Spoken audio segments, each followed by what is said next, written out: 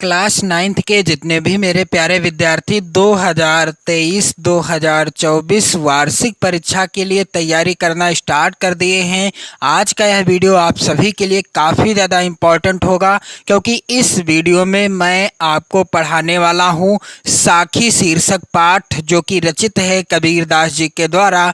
और मैं आपको रेगुलर प्रत्येक दिन आपको एक एक साखी कबीरदास जी की जितने भी साखियां हैं, जैसा कि यहाँ पर आप देख सकते हैं किताब में कबीरदास जी की, यहाँ पर आप देख सकते हो कुल मिलाकर के 12 यहाँ पर हैं, और यहाँ आप देख सकते हो 3 इधर हैं, यानी 15 साखियां हैं। और इन सभी साखियों का, प्रत्येक साखी का मैं आपको संदर्भ बताऊंगा। हालांकि संदर्भ सेम एक जैसा ही रहता है। प्रसंग बताऊंगा, साथ ही साथ मैं आपको प्रत्येक साखी की व्याख्या भी बताता चलूंगा, और साथ ही काव्य सौंदर्य भी बताऊंगा। जैसा कि आप सभी जानते हो कि बोर्ड परीक्षा में जैसे कि एक साखी दी गई है या 2 साखी दी गई हैं, फिर रेखांकित अंश होगा, रेखा खींची हुई होगी जिसमें आपको उसकी व्याख्या करनी होगी। काव्य सौंदर्य से रिलेटेड एक प्रश्न पूछ लिया जाएगा, और साथ ही साथ आप देखेंगे 3 प्रश्न आएंगे।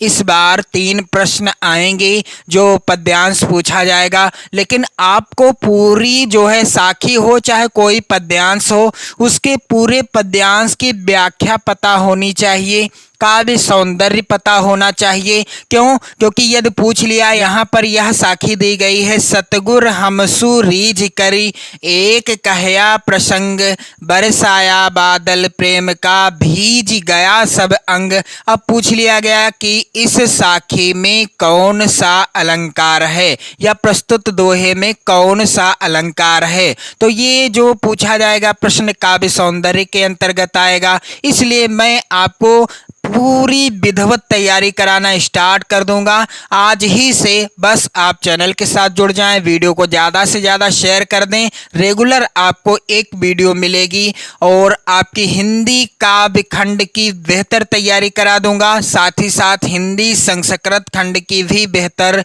तैयारी करा दूंगा। तो यहाँ पर आप देखोगे साखी दी गई है, सतगुर हमसु रीझ करी एक कहया प्रसंग बरसाया बादल प्रेम का भीज गया सब अंग।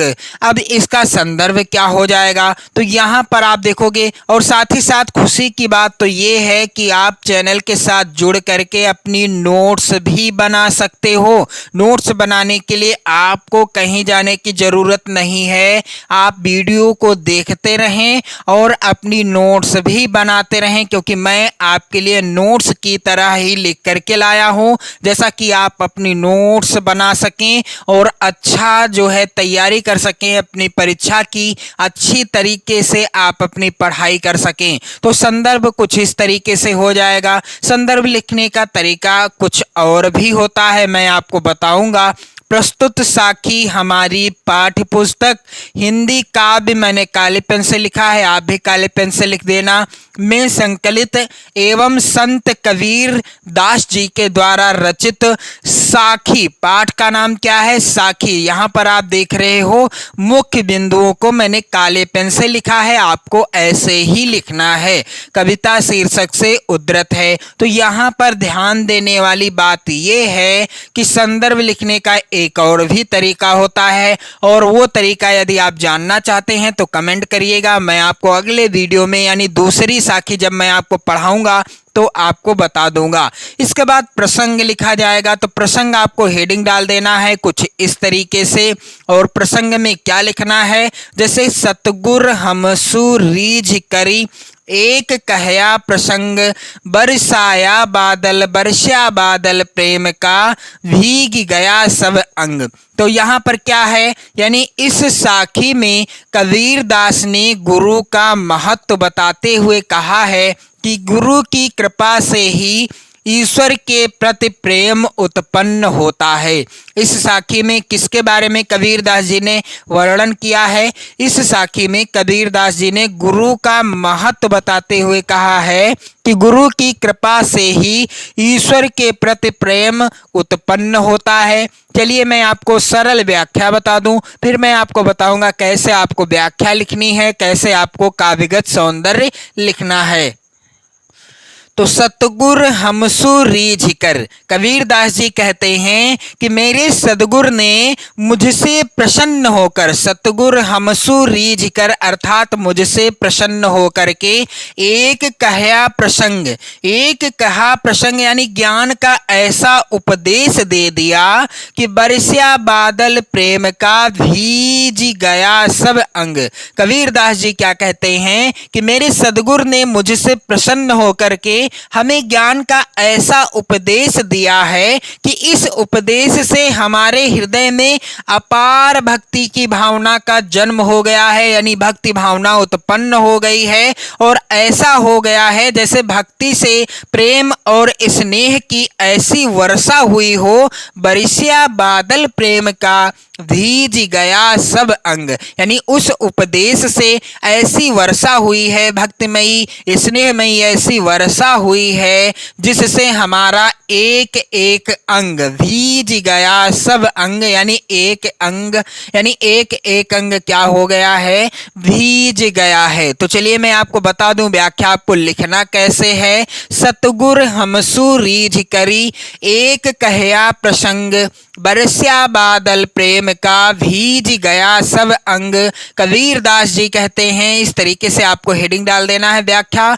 कबीरदास जी कहते हैं कि सदगुरु ने प्रसन्न होकर के हमें ज्ञान का उपदेश दिया। सदगुरु ने प्रसन्न होकर के हमें क्या दिया? ज्ञान का उपदेश दिया। और इस उपदेश से हमारे हृदय में अपार भक्ति का जन्म हुआ। बरसिया बादल प्रेम का भीज गया सब अंग। कबीरदास जी कहते हैं कि भक्ति से प्रेम और स्नेह की ऐसा ही वर्षा हुई जिससे हमारा एक एक अंग भीग गया। तो कबीरदास जी का कहने का तात्पर्य है कि मेरे सदगुरु ने प्रसन्न होकर हमें ज्ञान का ऐसा उपदेश दिया जिस उपदेश से हमारे हृदय में अपार भक्ति का जन्म हुआ, अपार भक्ति भावना का जन्म हुआ।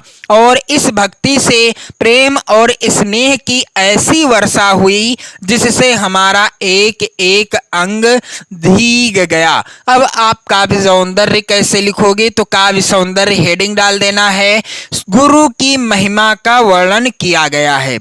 इस साखी के अंतर्गत किसकी महिमा का वर्णन किया गया है? गुरु की महिमा का वर्णन किया गया है। और मेरे प्यारे बच्चों यहाँ पर ध्यान दीजिएगा, साखी की भाषा क्या है? तो साखी की भाषा है सधुक्कड़ी।